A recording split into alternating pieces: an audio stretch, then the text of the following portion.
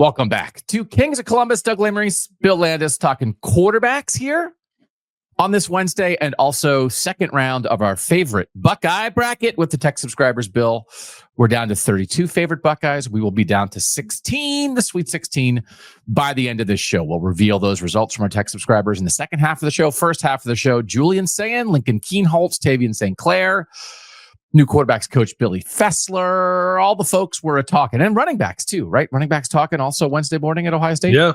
Yep. I think we got all the running backs. Yeah, we got all the scholarship running backs who were here, Carlos Laughlin, and then the 3 scholarship quarterbacks and Billy Fessler. Hey, we're not talking about the running backs though, so you guys talk about those in the podcast daily or something. I'm fired up about CJ Donaldson, man. We talked about it. We talked about CJ Donaldson on I think the day it'll be on the daily on Thursday. Okay, because he lost weight. Yeah, he's lost a lot of weight. He's lost like 20 pounds. Yeah. Okay. West Virginia transfer. We're going to talk quarterbacks here, though. This is, I think, did Ryan Day say this? That he views this. No, what did he say? This Julian Sayin, Lincoln Keenholz, Tavian St. Clair quarterback situation is similar to. Did he say it was similar to when CJ Stroud won the starting job as a first-year quarterback in 2021? Yes, I was trying to remember exactly what that room was, but that was the spring and summer of 2021 when CJ was elevating as a second-year guy. Kyle McCord was coming in as a true freshman, and can't quite remember what else. And then Quinn Ewers was floating around later. He showed up in August, but yeah. Okay, so I want to talk a lot on this show about second-year quarterbacks who are first-year starters, which is, I think, a somewhat normal plan for highly rated high school quarterback recruits. I have some details about Ohio State's history with that. I have some details about what other second-year quarterbacks are expected to be first-year starters for major Power 4 teams this year. How many succeeded last year in that situation? But I want to get your vibes. I was not there on Wednesday. You were. Is it fair to operate under the assumption that Julian Sayin's going to win this job? Like, is there any reason to pull ourselves back from the edge of that? Any reason that isn't like spring? I don't know. You never know. Yeah. Like real? Anything real? No, I don't think so. I think everyone knows that's the direction it's headed. I mean, that's not the way they're talking about it, obviously. Of course. But I also think they've they're not even, because there have been times in the past where it's been obvious, or not, maybe obvious is the right word, but we've all had a pretty strong lean on who the quarterback was going to be. But then the coaching staff and Ryan Day in particular, just like, it's a competition. They're not even talking about like a competition this spring. It's all about like process and getting better. And these guys are young and they got to learn how to play quarterback. Like the idea of like pitting them against each other to figure out who should be this team starter, I don't think is really much on the mind of like Ryan Day and Billy Fessler as they go through this spring. It will be in August. And then I think like when that happens, we'll be talking Julian Sayin, but nothing has happened, I think, to derail that. No, but I also think they're talking about it a little bit differently, which is kind of interesting. That's interesting. Which, I mean, so they're not going to, this is not, that makes sense. I'd rather that, like they're just practicing, they're learning, and then they'll get ready to compete in August. Right. So that's where regards to nobody knows what the heck they're doing. Tavian St. Clair is a true freshman, supremely talented. Julian Sayin was around last year, but hasn't done anything. Supremely talented. Lincoln Keenholz has been around for a while, but other than being thrown into a bowl game that he wasn't ready for 2 seasons ago, it's his second spring. Like I was reminded of that the other day, that it's his second spring. Yeah. Because he was up playing basketball in South Dakota, didn't enroll. Basketball and multi-sport star. That's right. Okay. So they can do what they want. We're going to operate under the assumption that Julian Sayin, as a 5-star quarterback in his second year in college football, is going to win this job. And we'll be wrong if we're wrong on August 22nd when they Tavian St. Clair the starter. It's fine. The earliest Ryan Day has ever named a starter is August 16th, which was last year with Will Howard. Yeah. Second-year player winning the job as a starting quarterback. Is that just 1,000% normal to you? And beyond that, is it actually what you want? personnel GM Bill Landis, who is charged with assembling a high-level national championship contender roster. All things being equal, is this exactly the quarterback situation that you would prefer? Yes. But I guess with the understanding that we're talking about like a stud quarterback prospect, right? I want 2 years. Because if you wait for year 3 to start, there's no guarantee you're going to get a second year of him starting. So like I want that player starting. I want that player on the field 2 years before his draft eligibility comes into play. So you get that. So you get it. You're guaranteeing 2 years as long as the guy doesn't transfer out. Right, but at a place like Ohio State, is at a top level blue blood program, you should be able to have the NIL to keep the guys you want, and the idea that you would get a better opportunity, right? I mean, like it probably is not going to happen. So that's a very good point. And then the other thing is, somehow, if you get the 4th year and the 3rd year of starting, because whatever, maybe the guy turns out to be really good, but the NFL is not quite banging down his door to be a top 10 pick. Maybe he just wants to finish his chemistry capstone and make sure that he graduates with honors, like whatever.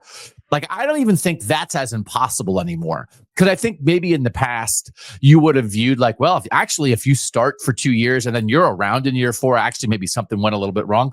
Quinn Ewers is that example last year. I was just going to say, yeah, just happened. Right. Quinn. Yeah. Like if you get a Quinn Ewers type career out of Julian Sayin, which means 3 years as a starter, Quinn Ewers made the national semifinals 2 consecutive years, his last 2 years as a starter. Like there's a lot of, he wasn't perfect, but there's a lot of good there too. Or you might get CJ Stroud, which is 2 years as a starter, the number 2 pick in the draft. If Julian Sayin winds up on either the CJ Stroud path or the Quinn Ewers path, I think Ohio State fans would view either as successful. Yes? Yeah, I think so. Yeah, I think so. I mean, people might be saying like Quinn ended up not being as good as people thought he was going to be, and that's true. I don't think we're comparing the talents necessarily. It's just like you have a very good starting college quarterback for 3 years. Yeah. That's a nice thing to have if you can swing it. But usually Ohio State cannot. They haven't had a 3-year starter since JT Barrett. That allows you to compete at the highest level. Yeah. Did Quinn Ewers Did Quinn Ewers like get Texas over the top? It's like, well, I mean, they got to the goal line. You know, it's one of the and a lot of it, I think Quinn Ewers as the highest ranked quarterback in the history, like even cavemen. I don't know, maybe cavemen quarterbacks were ranked a little bit higher. You know what I mean? Like sometimes, I don't know about the pocket presence for a caveman, but probably strong arm. You got to throw rocks at a woolly mammoth, right? Think about that. Evaluations were harder than information travel slower. Yeah. They're the Elite 11, though, I think. I think everybody went over to go to the river. Who can throw the rock at the woolly mammoth the best? So, like in the history of that, caveman to the present, Quinn Ewers was the highest rated guy ever. And then he didn't turn out to be the best quarterback ever. So then it's like, well, it didn't live up to expectations. But actually, he allowed his team to compete at the highest level for a long time. So I'm glad we established that, because I also cannot help myself from being kind of freaked out anytime a good team has a first-year starting quarterback. It's like, oh my God, how is this going to go? I swear to God, I've been doing this for 2 decades. I do the same thing every time with Ohio State, and it's always fine. But it's only exacerbated, and now we are having a conversation that we have had many times before, but it doesn't mean it's not relevant every time. It's exacerbated by the places that, like exactly what happened last year with Will Howard at Ohio State and Riley Leonard at Notre Dame and Dylan Gabriel at Oregon, where it's like, well, you didn't have to go through that at all. You just dropped the guy who went through all the bumps and bruises somewhere else, and then you dropped the finished product into your program, and you were like, this is great. And what's happening, and we'll talk about a little bit of what was discussed at Ohio State on Wednesday, is like, oh man, if only these guys could be like Will Howard. But Will Howard became Will Howard in Manhattan, Kansas. And Ohio State didn't have to worry about it. You know what Will Howard wasn't in Manhattan, Kansas? Perfect. You know what he wasn't? A winning quarterback every single Saturday. So this is what we want. This is what true blue blood programs must do. But also, frankly, compared to getting Dylan Gabriel ready at Oregon last year, it is a little scarier, isn't it? It's different, no doubt about it. Yeah, there's just a lot of comfort that can come with like the Will Howard, Dylan Gabriel types. And frankly, like I was never sure if Ohio State was ever going to have a guy like that. But like once you have it, and it works out so well. Like I understand. And Ryan, we've not asked Ryan Day about this. I don't think he would like just admit it one way or the other anyway, because all he would do is piss off his current quarterbacks. But like, I bet it was tempting to go find another Will Howard. It has to be. Like if I were him, I would be. I'm not saying that like mistakes were made in not doing so, but man, it could not have gone any better with Will Howard. And he was just like such an adult, and they just don't have that currently. No. So it is a very that much was apparent. Like talking to those guys on Wednesday, it's like you're all children. It's just like fine, it's college football. Like I don't mean that like pejoratively. I just mean it in comparison to like Will Howard. It's quite different, you know. And the other thing, I actually think it's a very fair way to think about this for Ohio State fans to again like not allow yourself to dive into the why didn't Ohio State just get Fernando Mendoza thing, which is we're telling you Fernando Mendoza transferring from Cal to Indiana is great for Indiana. That is not what Ohio State should be doing. Do we agree on that? That is not. Yeah, that's not. Yeah, I agree. Yeah. But you're like, does part of you want to sit in Ryan Day's office and go sit on the couch and be like, what percent of you would be like Fernando Mendoza would feel pretty good right now? Yeah. Yeah. I mean, it's made easier, I think, though, by the fact that like this is not the first time that Ryan Day will have done this with a young quarterback. So, and he said that on Monday, like they are confident in their abilities to get this to where it needs to be because they've done it before. So here's how to think about it for Ohio State fans: to not allow yourself to be enveloped in the warmth of the Fernando Mendoza experience. It's like the bumps and bruises that Will Howard took at Kansas State. It's like he might as well, if you just changed his name to Kyle McCord, if you just would have put him in a Kyle McCord jersey last year, and it would have been like, oh, Kyle McCord really learned a lot in his first year at Ohio State. I mean, I tell you what, it got to 11-0. It's really good, right? It didn't quite happen at the end. And yeah, it wasn't perfect along the way, but look at, that's basically what it was. Because Kyle McCord's bumps, Syracuse was like, thank you. Although he did a game where he threw 5 picks at Syracuse still. He didn't get rid of all the bumps. But you know what I mean? It's like, so Ohio State kind of went through some of the bumps with Kyle McCord and like didn't get the other side of Kyle McCord, and they didn't go through the bumps with Will Howard, and they got the full Will Howard experience. So it all came out in the wash. It all evened out. So don't get on the transfer carousel, Ryan Day.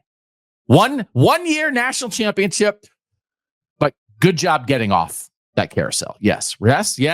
Yeah. Well, it also like it made total sense to do it. Like they didn't have their starter left, and it wasn't like they didn't know at the time that Julian Sayin was going to be here. Like if you could give Ryan Day a crystal ball and say like, hey, Julian Sayin wants to transfer from Alabama in 4 weeks, would they have definitely gone and gotten a transfer?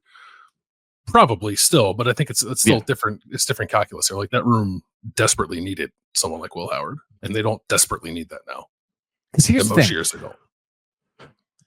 You go on the carousel at the amusement park. It's fun, isn't it? The horses go up and down. Sometimes instead of horses, they're alligators, right? It's fun. Like you get to pick your ride, isn't it? So when you're at the front of the line of the carousel and they open the gate and you get to run on that merry-go-round and pick your horse or pick your animal, oh my God, are you not filled with joy? You've done it, right? Yeah, I am. But filled with joy. It's great, but I've also found myself wondering every time I see a carousel, like who's going to sit on the benches that don't move on the carousel? Yeah. Is that for like grandma and grandpa? Oh yeah, that's for 80-year-old Doug. If Doug gets to 80, I'm sitting on the carousel bench all day. Okay, that makes sense. All right. But if you get on that carousel, especially if you get a good horse, you just go around for a while, you can talk yourself into never getting off. But you know what's over there on the other side of the park? Sayin Mountain. And Sayin Mountain's in the dark, and it has big hills, and it goes really fast. And the first time you get on it against Texas, you might be scared out of your jeans.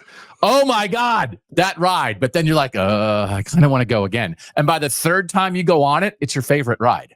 Yeah. So if you stay on the Fernando Mendoza carousel all the time, you'll never ride Sayin Mountain.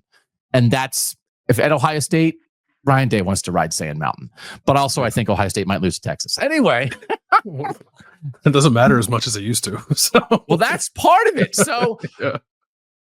So like it used to be, if you rode Sand Mountain and you puked on yourself, it was like, oh my God, I have to walk around with puke on myself all day. And then they opened the 12-team playoff gift shop. And now if you puke on yourself, you know what you can do? You can go in and buy a new shirt and a new pair of shorts and go change in the bathroom. Yeah.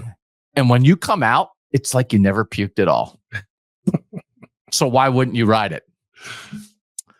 Do you want to talk first about the history of Ohio State first-year starting quarterbacks, or do you want to talk about the context nationally of other quarterbacks like Julian Sayin? Let's do the Ohio State history first. Last 23 years, 10 of 23 seasons, a first-year starting quarterback for Ohio State. So this is something that we have done. I actually think we did this exactly with Kyle McCord. I think we did it with CJ Stroud. Every time there's a first-year starting quarterback, I like to go through this for people.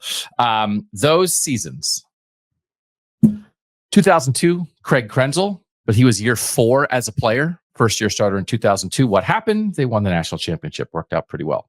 2004, it's Justin Zwick and Troy Smith. It starts out as Justin Zwick. They go 3-3 with Justin Zwick. He gets hurt. Troy Smith comes in and goes 4-1 as a starter. But it's kind of like a goofy season. They go 8-4. It's a step back year with first-year starters, but it sets them up for the next 2 years of a Troy run. Both year 3 starters at that point. 2007, first-year starter Todd Beckman. They make the national championship game, but he's a year 5 player. He gray-shirted. He was like everybody's uncle, right? 2008 and 2011, very similar. True freshman Terrell Pryor, true freshman Braxton Miller, both didn't make their first starts until game 4. 2008 actually worked out pretty decently. Terrell Pryor only lost 1 game as a starter before the bowl game, but it was like a game against Penn State where they had no offense, and it was like the moment was too big for him. And then Braxton Miller, 2011, the whole thing was nuts, right? It was like you had Braxton Miller doing his thing. You had Joe Bosserman in there for part of it. Like that wasn't what anybody wanted. That year, Braxton Miller was 4-5 as a starter, but he was thrown into that in a way that's not what Julian Sayin's being thrown into right now. But also then you got all the Braxton after that.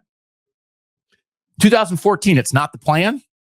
But Braxton Miller gets hurt in camp. JT Barrett, as a second-year player, takes over the starting quarterback and leads them through a regular season that sets them up to win a national championship. 2018, year 3 as a player, Dwayne Haskins, first-year starter, bang. Like it's ready. He's ready to run this offense. Bing, bang, boom. Not quite there. They had the loss they couldn't get over. But really good. Like ready for it.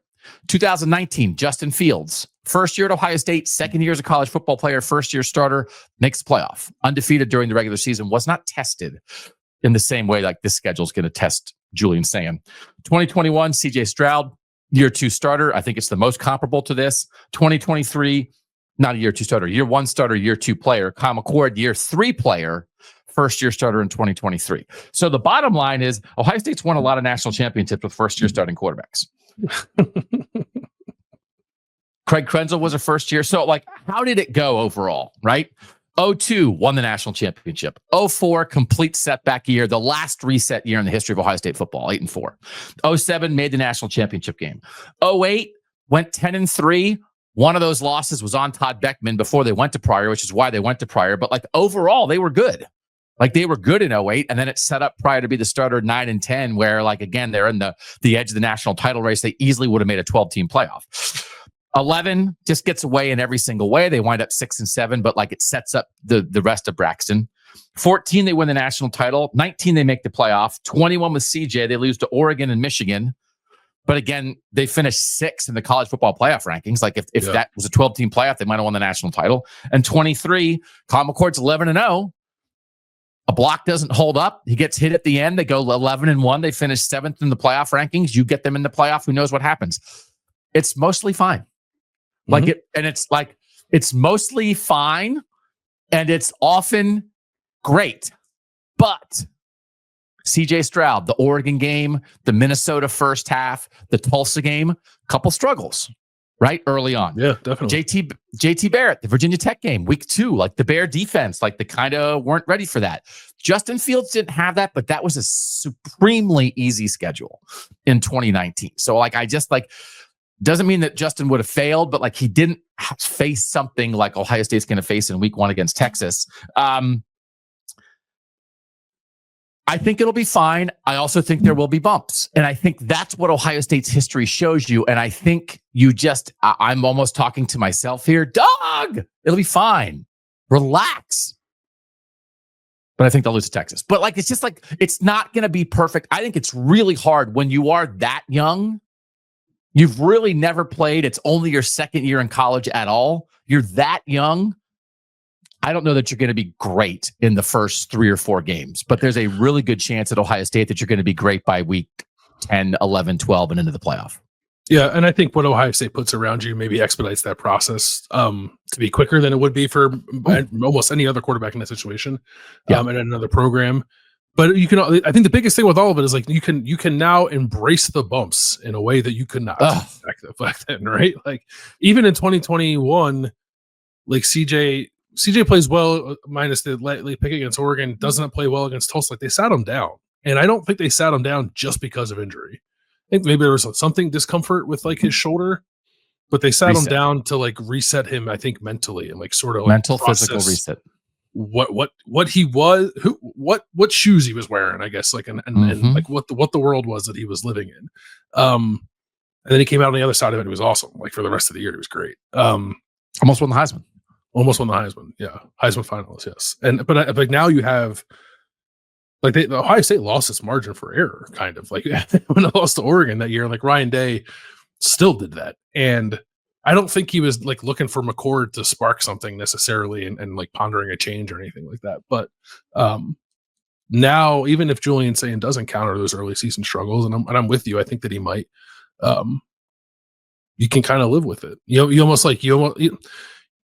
don't welcome like a loss. You're not like chalking up a loss. You're like, oh, that's fine. But you understand. And I think Ohio State too, like going through the season I went through last year, where like got a second chance and gained some different perspective on what exactly this new college football offers a team. Is probably just like comfortable learning from stuff in a way that I don't know that a lot of other teams would be, because they haven't gone through it the way that Ohio State has. So I also think it's going to be just fine. It may be bumpy in the beginning, but I think those bumps will, like the lessons learned from that will pay off in the end for Julian Sayin.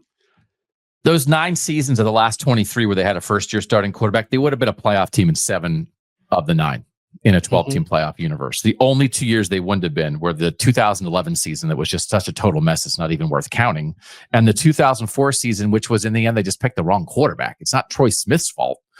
Like Justin Zwick wasn't the guy.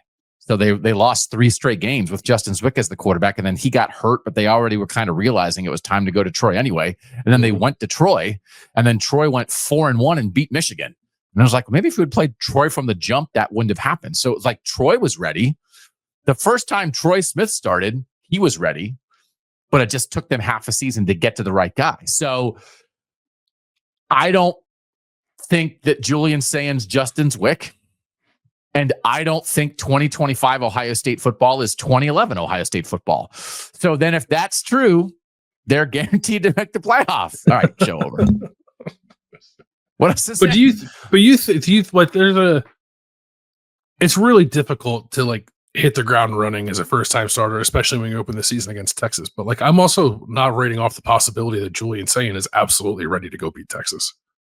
And a lot of it's what they have around him. But like it could happen. I want us to run through the last 2 years of first-year starting quarterbacks in their second year as college football players at big-time programs and continue that discussion. Okay. So, but I think this is the kind of thing. Again, now I don't know why. I'm just picturing us in Ryan Day's office, putting our feet up on the couch. Where I just think we wouldn't put our feet on his couch. We would sit straight up on, and then he could sit on his couch and put his feet up on like an ottoman. We wouldn't. Yeah. That's presumptuous. I'm not going to put my feet on Ryan. I'm not going to. Hey, man, I'm not going to put my feet on Ryan Day's ottoman. Like that's not how we do it here. Where he would just be like, and that's why I love the 12-team playoff. Like, I'm not sure. Is there any situation that is more helped by the 12-team playoff than a head coach quarterback developer who does not want to live on the transfer portal carousel and wants to develop their own young, talented quarterbacks, but understands there are going to be a couple bumps almost every time, almost without fail. But now that won't kill you. Where before, if you were pursuing that, which still was the right thing to do for the biggest time programs, and back before the portal went crazy, like you had to do it, but you could lose in week 2 and it could ruin your season. Yeah. And it was like, hey, by the time we got to November, the guy who's a quarterback now is a different human being than the guy who was the quarterback on September 13th. But oh well, we have a loss hanging around. So we have an albatross and we can't escape it. Like, this is manna from heaven for guys like this if you're willing to do it. And I didn't research this. Is there a program and a head coach more helped by that idea in the country right now than Ryan Day at Ohio State? Probably not. Yeah, I don't know. I don't even know who else I might put up there, because a lot of the other Lincoln Riley, I don't even know what he's doing. I have at no a time idea at a time you might have said Lincoln Riley, but like Oregon's doing the transfer thing. Georgia's not like a quarterback factory. Yeah, I don't know. Like, the teams that are going to be like always in that conversation, like Ohio State's kind of the only one that operates the way that it does at quarterback. Yeah. All right. So give us some saying. Give us a little bit. Give us some vibes. So now people want to know. It's like, okay, this guy. Hey, you said they felt like children, which again, children are precocious and they're wondrous and they surprise you every day. And to see them grow before your eyes is one of the great joys of life. So it's, as parents, we're not like, ugh, children. No, the worst. No. But, you know, Will Howard was, I don't know, what was Will Howard, 27? How old is Will Howard? I think he's 24. Yeah. 24. So what's the vibe? 30. Give us Sayin vibes and then any other Keen Holtz and St. Clair vibes you want to share. Yeah, it's interesting. And it makes sense. The one to me of the three who seems sort of like the most comfortable in an interview setting for whatever that's worth kind of felt like Tavian St. Clair, but Tavian St. Clair has also seen all of our faces before, because everyone on the Ohio State beat has gone to Bell Fountain, and also Tavian has been to Ohio State a million times, and every time he came there, someone stuck a camera in his face and asked him questions. So like Lincoln Keen-Holtz and Julian Sayin have talked to the media, like the Ohio State media, far less than Tavian St. Clair has, which is actually an interesting dynamic. I would say like Julian, if we want to like focus on him, like a very different personality, at least from Will Howard. Will, I think, like had a presence to him that just, I think, comes with experience and losing and failing and learning and growing and going through just about everything you can go through in college football. And that just put Will in a very good spot. Julian Sayin hasn't done any of that. He's figuring that out. So it was, was there an opportunity, I guess, for us to sit down with Julian Sayin and for him to like blow us away with his personality? I guess, but I wasn't really expecting that.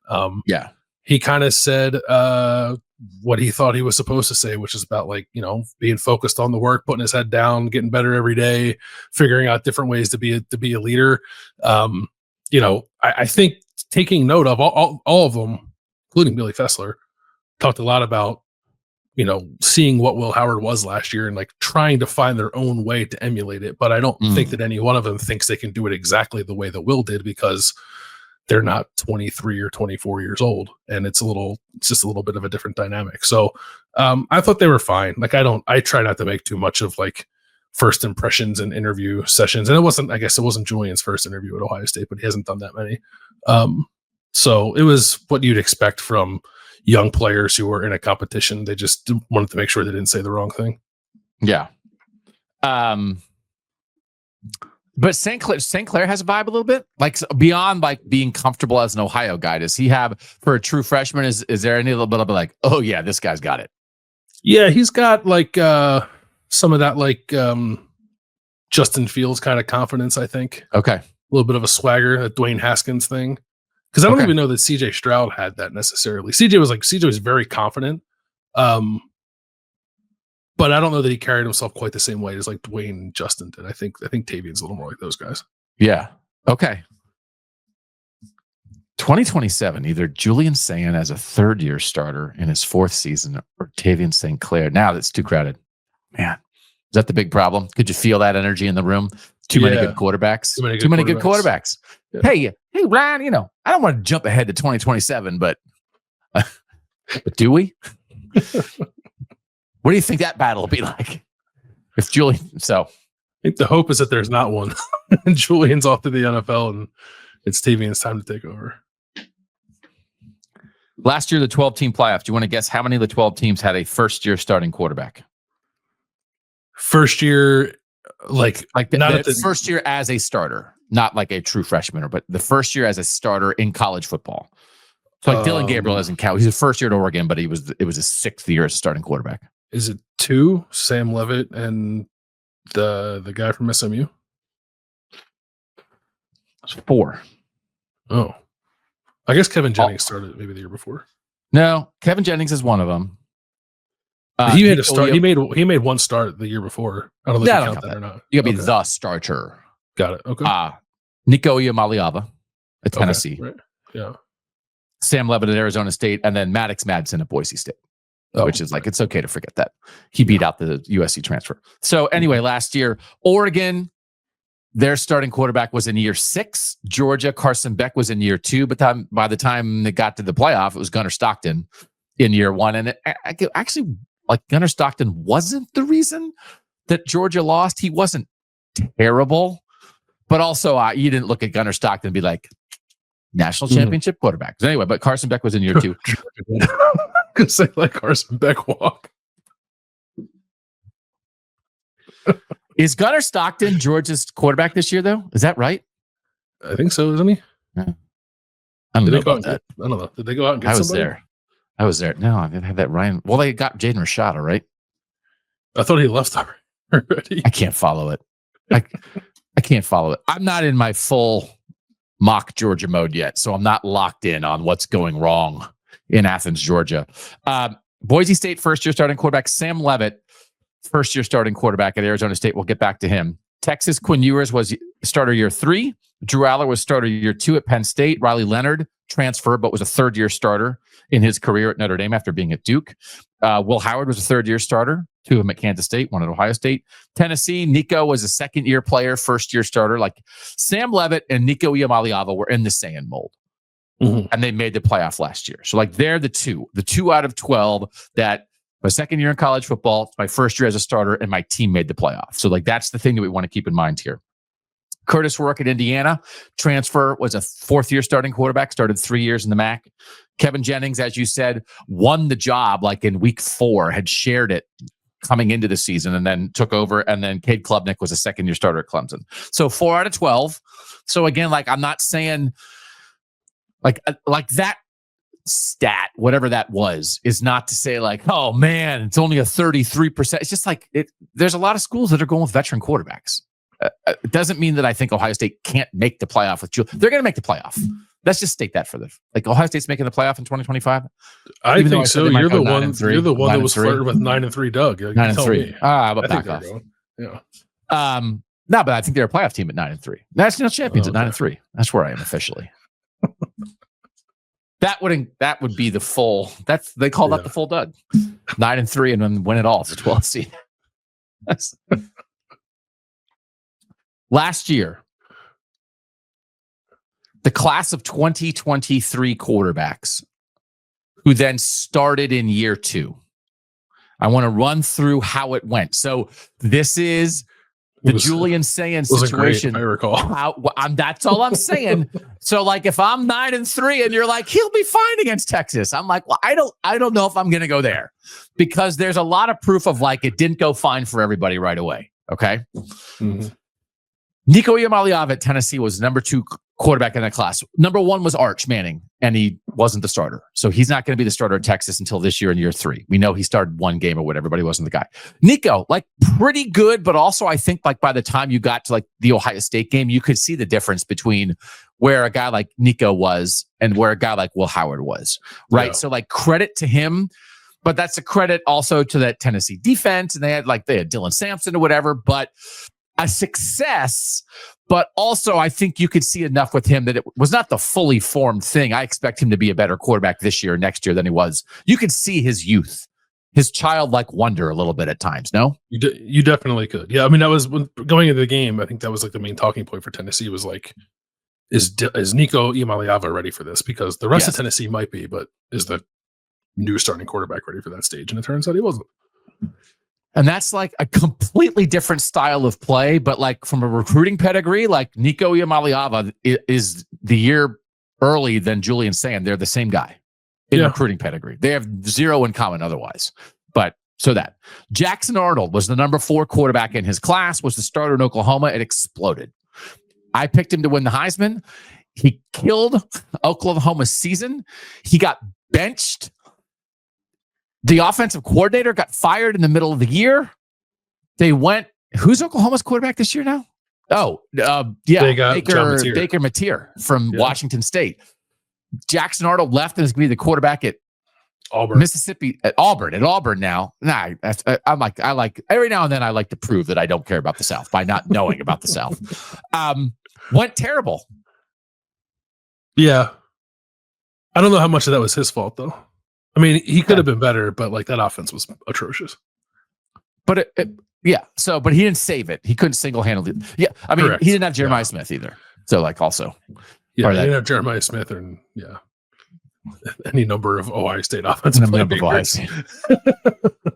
Jackson Arnold was like, please give me Carnell Tate. Nope. He would have walked here to get Bryson Rodgers to be his number 1 receiver last year. 100% correct. Number 8 quarterback in that class was Eli Holstein, who was at Alabama for a year, transferred to Pitt, became the starter at Pitt, started 7-0, like kind of led that, and then started getting hurt, had to leave a lot of games, and also stopped throwing touchdowns and started throwing interceptions. And by the end of the year was like, okay, he's young, right? Like it started great, but also more proof of like he looked young. Yes? Yeah, I would say so. Yeah. Got a little loose with it. Yeah. Got a little loose. So like you can see the talent. It's great for Pitt, but also like year 2 player, year 1 starter did not get from game 1 to game 12 unscathed. Number 9 quarterback in that class, Avery Johnson, Kansas State. Starting quarterback. Super important for what Kansas State's trying to do this year. Very talented, but I think you could also see the looseness and the youth at times. And again, such a different quarterback than what Julian Sayin is. Avery Johnson, like his athleticism and his running ability is such a big part of it. But as good as it was, you could see the youth, yes? Yeah, definitely. Like this too mistake prone, too volatile. Yeah. Too mistake prone. Well said. Number 13 quarterback, Aiden Childs. Started at Oregon State, transferred to Michigan State, 2nd-year player, same coach. So like, it's not the transfer, it's the same staff. 2nd-year player, 1st-year starter, incredibly talented, loose, youthful, mistake prone, big upside. Of course, Michigan State played him. It was the right thing to do, but it was bad enough in the middle of the year. I was like, I don't know about this. So just looked young. Right? And then they missed a bowl. Yes. Are you enjoying this exercise? Is this is Julian Sayin going to beat Texas exercise? Or are you thinking to yourself, what in God's name does Aiden Childs have to do with Julian Sayin? A little bit, but I have a reason for why for all these guys. Lenora Sellers at South Carolina. Wound up being good by the end of the year. South Carolina's coming. Like everybody's like, oh, that 9-3 team, like good, but also they went 9-3. So he was this 18th quarterback in that class. Marcel Reed at Texas A&M, I think similar. Wound up taking that job from Connor Wegman, right? Like Texas A&M by the end, like they lose to Texas, but like people thought they were good at the end. But a lot of still like I think like very good, but more coming. And then number 21 was Sam Levitt. Began his career at Michigan State, transferred to Arizona State, and like kind of by the middle of the year, it was like, I actually think this guy looks ready for this. That he, of everybody we listed, I think Sam Levitt was the best second-year player, first-year starting quarterback in college football last year. I think he was, in terms of passing efficiency, he was the best of everyone you just went through. He was 23rd in the country. Nico was 32nd, so he was not too far behind. So, again, by comparison, which I've only said this a gazillion times, when Bryce Young and DJ Uiagalelei and CJ Stroud were in their second years as college football players and first-year starters, like they, especially CJ and Bryce, just were, I think, not perfect, took a little time, but by the end of the year, did not look like first-year starters. We're more polished. Bryce won the Heisman. That was so. Nobody had quite a Bryce Young, CJ Stroud year among those guys. So I think if we look at the guys who a year ago were in similar Julian Sayin situations for major programs, the takeaway is most of them had many moments where they looked young. Why does that not matter? What do you want to say about that? I'm not saying it doesn't matter. I'm just wondering, for a lot of those guys you ran through, the first thing I thought about them, and I think the first things that were talked about when they were prospects were physical things, crazy powerful arm, dual threat, twitchy athlete kind of guy. And that's not the back of the baseball card bio for Julian Sayin. Julian Sayin is how he thinks the game, I think. How he sees the field, how he processes. Even on Wednesday, Billy Fessler, new quarterbacks coach, is we got to continue to work on Julian's arm strength. He's got a quick release, and he's not pretty accurate. He's very accurate, short to intermediate, but they got to continue to get him bigger and stronger, and not have that quick release and accuracy come at the expense of the kind of throwing power that you need. So he's not going to blow you away with the way he can throw the ball down the field or his athletic ability, but he sees the field very well based off what Ohio State's evaluators have said about him. And I think that's maybe the separating factor, or the thing that gives you a better chance as a young quarterback than a lot of these other guys. Even Julian Sayin's, whatever, it's one guy's opinion, 24/7 sports recruiting profile. He's a heady player with a high football IQ and could be the most ready to play early quarterback in this class. And that, none of that's physical. Yeah. And I think that's the difference. He's CJ Stroud. Yes. Not different package, but yeah. CJ Stroud in his first 3 games, in his first year as a starter, 8 touchdowns and 3 picks. Again, a little bit of a rough first half against Minnesota, played well in the second half, threw for 294 and 4 touchdowns. The loss to Oregon, again, it's not, he didn't lose the game against Oregon. It was the Ohio State defense. He threw for 484 yards and 3 touchdowns, but with a chance at the end, he threw a pick, which the next year he wouldn't have done. Yeah. So he made one play that was even understandable in the moment, but it was there was a little bit of newness, I think, in that play.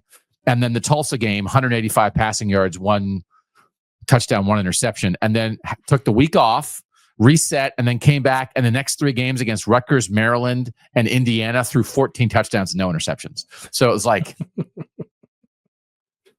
so I, until further notice, am going to think about now. Also, all he has to do is be CJ Stroud. Be CJ Stroud, who was unbelievable, and then went and took the NFL by storm as a rookie. Be CJ Stroud, insane. So I'm not saying that that's it's my shorthand for Julian Sayin. Is that okay with you? I'm not going to evaluate him. I'm man, that guy's no CJ Stroud. I'm not going to do that. But as I try to think of how that might go, I'm going to think of the acumen and the accuracy, but also it might take a month. That is how I am, until further notice, going to assume how this Julian Sayin season goes for Ohio State. I think that's fair. I'm kind of in the same boat. Yeah, I'm not going to hold Julian Sayin to the standard of the finished product of CJ Stroud that we saw against Georgia in the Peach Bowl.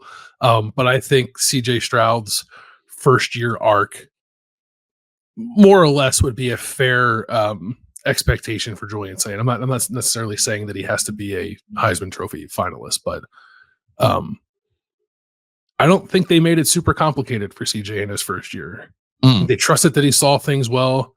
He got the ball out fast. He got the ball out accurately. And that's kind of all that Julian Sayin needs to do is just like make good decisions.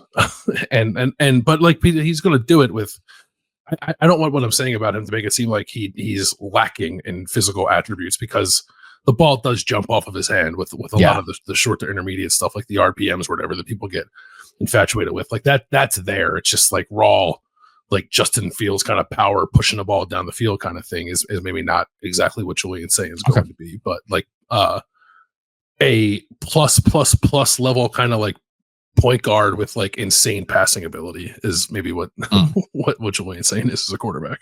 Okay. I have 5 quarterbacks who seem like they have a good chance to be the starter for their major team as a second-year college football player this year. That's not that many. We went through 8 from last year, but again, a couple of those guys like Marcel Reed at Texas A&M, I guess maybe just him. They didn't win the job out of camp. So I'm only looking at 5 this year. Okay. Julian Sayin at Ohio State, DJ Lagway at Florida, who played some last year at Florida and is more of like the back of the baseball card is physical tools, but has a chance to play very well in moments last year against Florida. But like it took a while for them to get to him. And then he also got hurt. And so Florida had a super weird year, but he flashed a lot. And a lot of people are all in on DJ, including Ari, are all in on DJ Lagway for this year, right? Yeah, Lagway, I mean, he only threw 192 passes, but he was 10th in the country in passing efficiency last year. So he'll be a guy. Dylan Raiola at Nebraska, who actually was the only guy in the Power 4 to start as a true freshman last year. So here he is, year 2 player. But actually, it's different. He's not going to be a year 2 player, first year starter. He's going to be a year 2 player, year 2 starter. So that's actually, I'm going to cross that off. It's not the same thing. CJ Carr, who was the number 6 quarterback in that class, is in a competition at Notre Dame with Kenny Minchie and veteran Steve Angeli. On our KOTN show, I talk a lot about CJ Carr, but it's not guaranteed that he's going to win the job. But there's a decent number of similarities between Will Howard, Riley Leonard, Julian Sayin, CJ Carr. Definite talent around guys. You know, obviously Ohio State with Jeremiah Smith. That's not, but Notre Dame's bringing back Jeremiah Love at running back and Jordan Faison and Jaden Greathouse at receiver, and like they have good defense. And by the way, they made the national championship game last year. Could be similar. If Carr wins it, Carr has more competition because there's a veteran there, and Minchie's also older than him, and Minchie is more of a prospect than like Lincoln Keenholz was, I guess. Yeah. But they're in the same class. I think they're in like the same range actually of where they were as prospects. But similar, right? If he wins it, we'll be in a similar situation to what Julian Sayin will be in. Yeah, very, very similar. Yeah. And then Damon Williams Jr. at Washington was the number 12 quarterback in that class. He played as a wrinkle quarterback last year, started like the last game or 2 of the year for Washington last year, and will be the starter this year. So that he's definitely gonna be the starter. And that's like the week 4 game. Damon Williams, Julian Sayin in week 4 at Washington could be fun. I think it's going to be fun. Yeah. I'm looking forward to it. That's from what I can tell at the moment, right? That's like 4. Because Raiola's really not the same thing. Oh, I guess one more. CJ Bailey at NC State, but he started like 4 games last year, so he's not quite the same thing. Yeah. Okay. What quarterback rating was he? What number? He was number. Sorry. People are excited about 20. Him too. Number 24. Oh, you didn't say Drake Lindsay. Oh, what number was he? 23. Okay. Drake Lindsay at Minnesota, who I talk about constantly. I think I might have stopped at the top 20. Drake Lindsay at Minnesota, similar, sat behind a veteran last year, and CJ Bailey at North Carolina State, who I don't care about. Okay. So we're making the point. I think there are 2 points here. One is first-year starting quarterbacks in their second year of college football are not super common in this day and age, with as often as teams are willing to go in the portal. But like Drew Aller at Penn State was this a couple years ago. So like they went through this, right? And like Michigan's going to go through it now. Either Bryce Underwood's going to start as a freshman, then he won't be this next year, or he's not going to start as a freshman and he'll be Julian Sayin next year if they stick with Mikey Keene this year. So like, again, it's not like it's unusual at all. It's definitely not unusual for the Blue Bloods, but it's also not what everybody is doing. Clemson also, like Cade Klubnik might win the Heisman this year at Clemson, but he was this a couple years ago. Yeah. Right. So he's not now. He's going to be a year 3 starter now. Actually, Cade Klubnik is like the Julian Sayin, like if it doesn't go 1,000% perfectly and you are propelled into the NFL before year 4, because Klubnik's going to get 3 years as a starter out of Cade Klubnik. Like a little bit of an iffy year, a pretty darn good year last year, and now maybe a great year.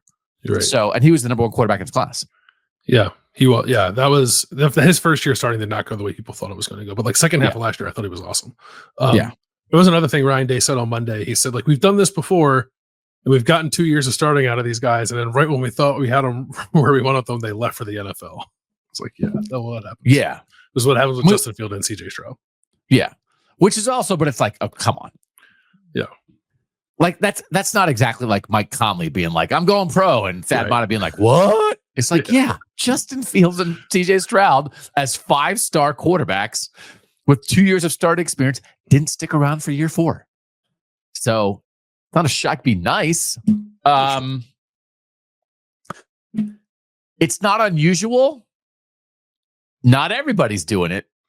But when Ohio State's done it, it's almost always worked and seen. In conclusion, that was my wrap up on that discussion. I mean, and I think that's where I am too. Like, I'm not, it's like, I think it's worth reminding people that like it doesn't always go kind of as seamlessly as Ohio State makes it look when it does this, which I think is good to have in the back of your mind. But I'm not like concerned about it because I just think Julian Sayin will be good, and he has an unbelievable cast around him to help make him good. Almost everybody's had a bad game though. Right. Whether it's like the Virginia Tech loss for JT Barrett, whether it's the Oregon loss, again, threw for 484, but like that would be the only thing as it relates to. So now do you come away from this? Did anything here when you said like, I'm not going to be surprised if Julian Sayin beats Texas? I'm actually going to be a little bit surprised. Why? Because he's playing a quarterback who also doesn't have much in the way of experience. That's true. But I think Arch being like more knee deep in it last year as part of the game plan, like he was more like on the edge of his seat being ready. He was the backup quarterback last year when Quinn Ewers couldn't play the one game. He started, he came in at times when Texas was playing Georgia and everything went south. They were like, dear God, Arch, can you save us? And also just like another year in the system and around it that I mean, he's been on the grill like 20 minutes longer. There are 2 burgers on the grill that nobody's taken a bite out of yet. But Arch played 230 snaps last year. I didn't realize that. Yeah. There's Julian Sayin's still kind of pink on the inside, but maybe you like it rare. I like well done. You like it a little. I like a medium. Yeah. Because that's the thing too, right? Sophisticated people like things rare, right? I'm unsophisticated. I want my stuff burnt. Which is why sometimes I'm just like, just get Dylan Gabriel. He's burnt. He was like one of those like in the back of the freezer. It's like, God, these burgers say expired 2017. They're just burgers though. Chip off the ice and throw them on the grill. That was Dylan Gabriel last year. Yeah. You're just got your meat fresh from the butcher, but it hasn't been on the grill very long. But you think it looks good. Looks tasty. It can be good. Yeah. Arch has thrown 95 passes. Julian Sayin has thrown 12. Yeah. Okay. I'm not making any promises. I might get the week 1 and pick Ohio State. You want to do a bracket? Yeah. Oh, we did bracket voting. I cut myself this with I don't know what I did, but I cut myself. Can you see my cut on my cheek? I can. Yeah. Yeah. Paper cut maybe? I use a washcloth to wash my face in the shower, and there was something sharp in the washcloth, and I was like, "What was that?" And then I looked in the maybe someone's trying to kill me. I was going to say someone's out to get you. Yeah. Yeah. Very reasonably. I wouldn't even be surprised. I'm pretty sure that's how I'm going to go. Right? What are the percent chances? We're not going to get bogged down in this. Percent chance that my death is a murder. What? It's above 50. Yeah. Okay. Yeah. Let's go to the bracket. I mixed it up with the texters a little bit. I tried to people are like, your seeding affects the voting, Doug. Like, don't do seeding. It's like, I can't help it. So I didn't put the seeds with the names for round 2, but like I did before, so people know them, but I didn't want to remind you. And I didn't send the voting in the order of the bracket. So I mixed it up. So you really just were thinking about the individual matchups of our favorite Buckeye bracket. These two guys against each other. I'm not expecting you to look up stats, just the gut reaction. Who do I favor more? These are all Buckeyes that you love. Who's your favorite? So, but now we can talk about seeds because like the voting's done. So the number one seed in the quarterback running back region, the Archie Griffin region, remains Ezekiel Elliott. He went up against 8 seed JT Barrett. Who do you think won? Zeke. Do you think it was close? Yes. Not as close as I thought it might be. Okay. 67% for Ezekiel Elliott, 33% for JT Barrett.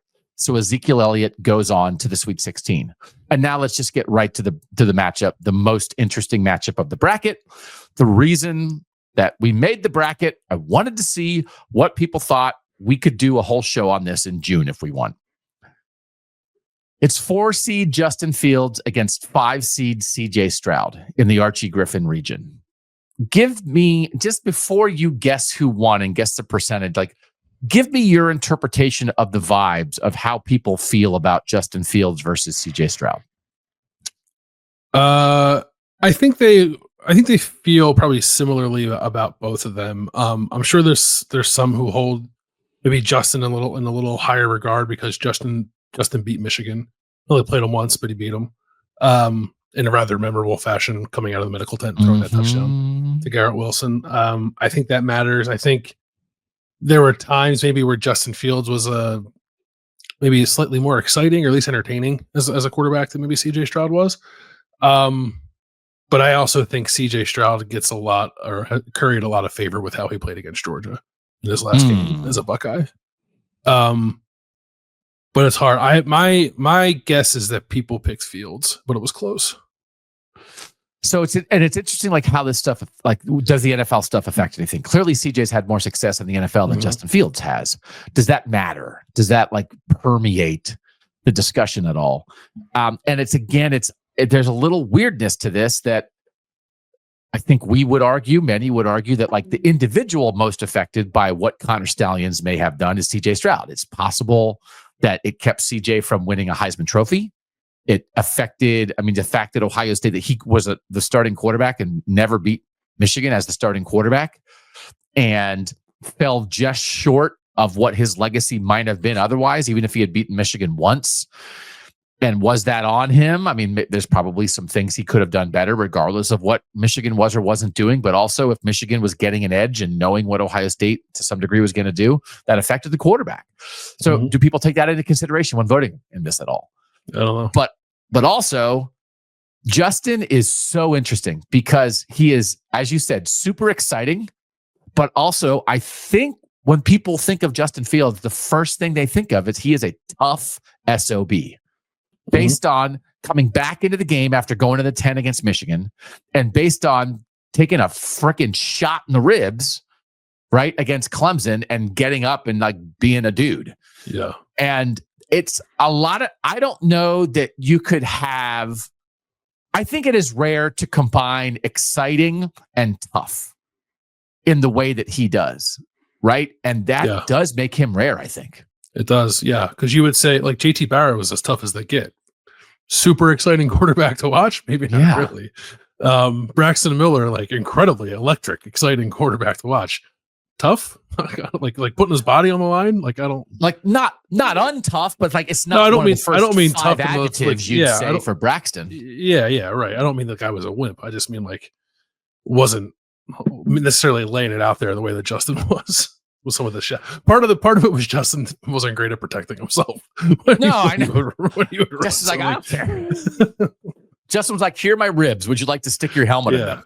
It's just I'm gonna do a spin move and turn my back to you by all means. Just go ahead and lay it into me. But if we were doing a word cloud or just like use 2 words to describe Justin Fields, I actually think the first 2 words might be tough and exciting. Yeah.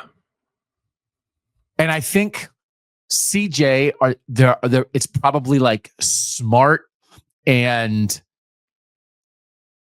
accurate or something like that. Or like precise or something surgical. Yeah. And then it's like, well, when you're voting, it's like, well, what are you going to vote for? You're going to vote for smart and precise, nerd? Or are you going to vote for tough and exciting? So you are correct. Justin Fields won. What do you think? What do you think the vote percent was? 57-43. Oh my God, you're so good. 56-44.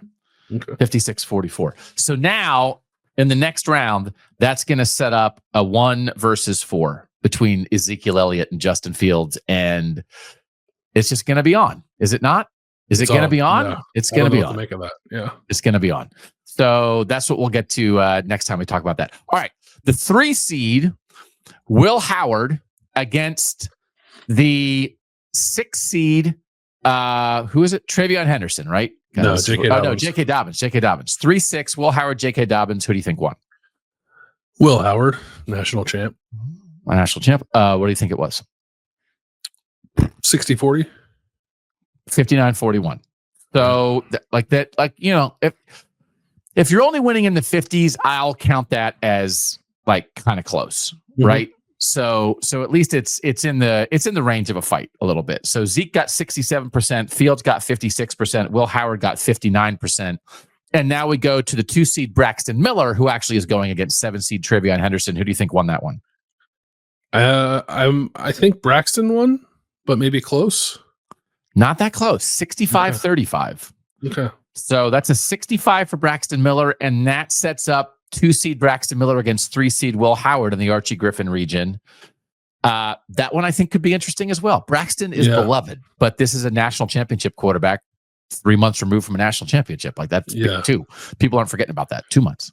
Tough spot for the 2 seed there, Braxton. Yeah, we'll see how it goes. So we'll see how that goes. All right. We now will move to the Jack Tatum region. This is linebackers and defensive backs. And the first matchup was teammates. 1 seed Caleb Downs and 8 seed Cody Simon. How do you think this went? I think Caleb Downs won somewhat comfortably.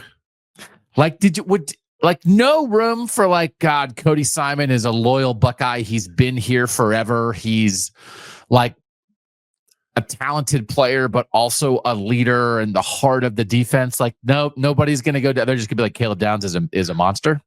Yeah. I mean, he's just like an extraordinary player.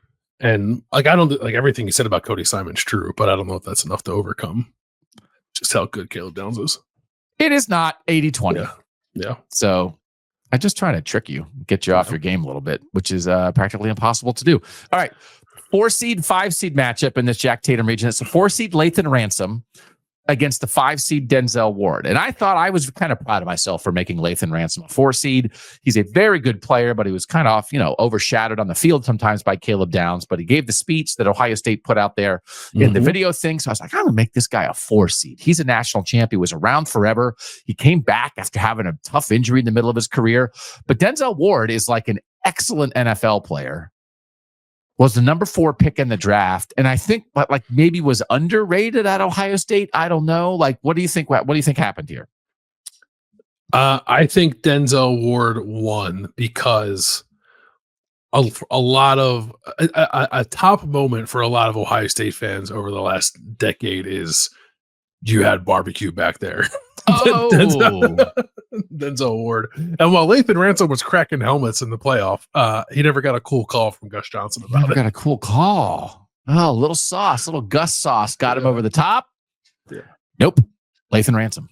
All right. I would have picked Lathan Ransom, so I'm actually happy that's the way it went. I love Denzel Ward, but I think Lathan Ransom, as you said, is like a little underappreciated. So I'm glad he won.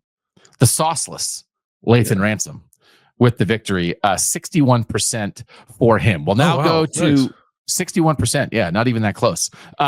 We now go to a 3-6 matchup. Von Bell, the 3 seed against 6 seed Malik Hooker. How do you think this went? I think Malik Hooker won because he's like in the Caleb Downs special category with what he showed people for the year that he played.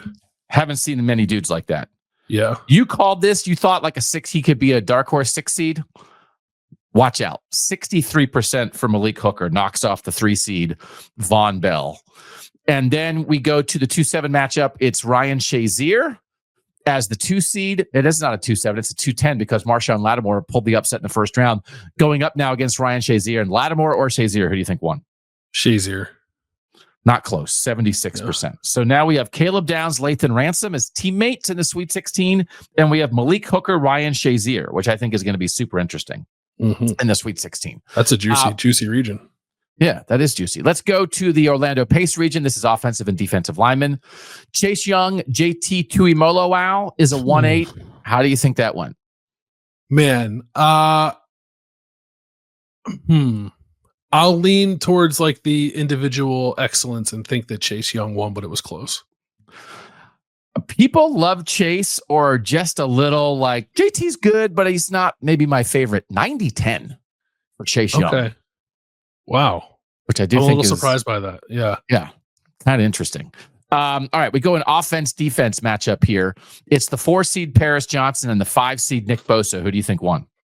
I think Paris won because of the way that like Nick, it wasn't any fault of his own, I guess, but the way that Nick's career ended just didn't allow people to like really probably embrace him the way they could have. Yeah. And I don't mean like they dislike him. It's just like you never got to see it come to fruition. So I think Paris won. 60-40 Paris. Yeah. Another defense offense matchup for the Bosa brothers. It's 3 seed Joey Bosa against 6 seed Donovan Jackson. What do you think of this? I think it's difficult because, again, Donovan Jackson, I think, is arguably the MVP of Ohio State's national championship run. But people like the shrug, man. People like they do like the shrug. I think Joey won close. I actually thought Donovan Jackson was going to pull the upset here, and he did not. 62% for Joey Bosa. Oh, that's more lopsided than I thought it would be. Yeah. 2-7 matchup, Jack Sawyer, John Simon. What do you think? Jack. Strong, 93%. 93%. That's going to be I think we're cruising for a Chase Jack there that's going to tear households apart. Break the internet. All right, we go to the receiver region. This is the Ted Ginn Jr. region. We've got the 1 seed Marvin Harrison Jr. against 8 seed Devin Smith. How do you think that went? Marv won. Yeah. People like Devin Smith though. Yeah. They do there are people who are like, I love Devin Smith, like different deep ball threat, high jump guy. 80-20 for Marv. Another good 4-5, Chris Olave, Jackson Smith in Jigba. Who do you think? Olave what do you had think that was 2018 Michigan game. I don't think people will forget what Chris Olave did as a freshman in that game. What do you think Olave got? Like 85%? 87. Like you're on this. That is strong. Yeah. For Chris Olave. Marv Olave in the Sweet 16. I think you got to watch out for Olave there a little bit. I think there's some people who love Chris Olave. You got to watch out for Olave. Yeah. He is beloved. Yeah. 3-6, Garrett Wilson to Emeka Egbuka. Who do you got? I think Garrett won.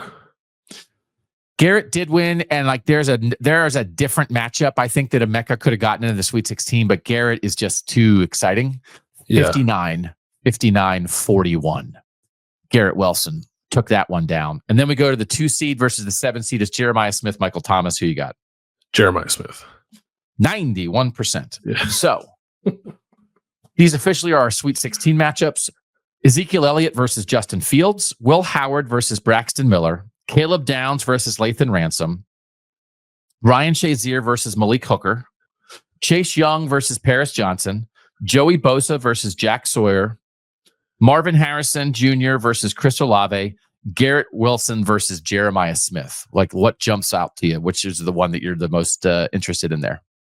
Marv, Chris Olave for sure. Will be spicy. I think Will Howard, Braxton will be pretty spicy. I like that Caleb Downs and Lathan Ransom are going against each other as the 2 starters.